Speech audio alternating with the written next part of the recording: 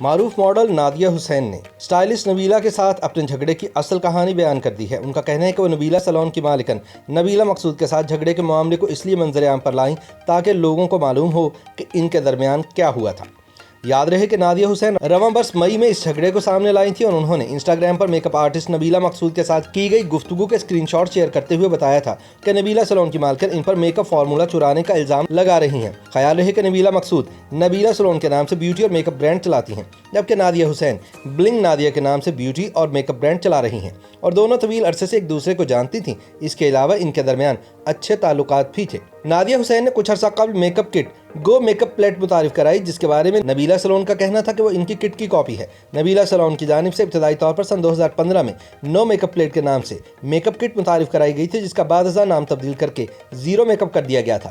دونوں خواتین کے برانڈز کی جانب سے متعارف کرائی گئی میک اپ کٹس دراصل خواتین کو فوری طور پر چہرے پر میک اپ کرنے کی سہولیات فراہم کرتی ہیں۔ دونوں برانڈز کی میک اپ کٹس کو خصوصی طور پر ایسی خواتین کے لیے بنایا گیا جو اچانک کسی میٹنگ، پارٹی یا تقریب میں جاتی ہیں اور انہیں میک اپ کی فکر رہتی ہے۔ دونوں برانڈز کے درمیان میک اپ فارمولے پر تنازع سامنے آنے کے بعد ان کے صارفین اپنے برانڈز کو سپورٹ کرتے نظر آئے۔ تاہم بعض لوگوں نے یہ بھی کہا تھا کہ بہت سارے برانڈز کی کئی مصنوعات ایک جیسی ہوتی ہیں، اس لیے دونوں کے مابین تنازع بلا وجہ ہے۔ نادیہ نے مئی میں نبیلہ کے ساتھ تنازع سے متعلقہ اسکرین شاٹ شیئر کر کے مارکیٹ کر دیا تھا۔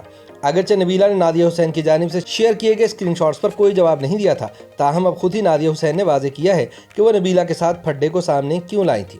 ایک انٹرویو میں نادیہ حسین نے بتایا کہ دراصل نبیلہ نے انہیں واٹس ایپ، انسٹاگرام اور فیس بک پیج پر بلاک کر دیا تھا، جس کے بعد وہ اس معاملے کو منظر عام پر لانے پر مجبور ہوئی۔ ان کا کہنا تھا کہ انہوں نے نبیلہ سے کہا تھا کہ ان کا برانڈ ایک نامور برانڈ ہے اور انہوں نے جس فارمولے کے تحت میک اپ کٹ متعارف کروائی ہے وہ کسی کے پاس بھی رجسٹرڈ نہیں ہے، اس لیے اسے کاپی کہنا غلط بیانی ہوگا۔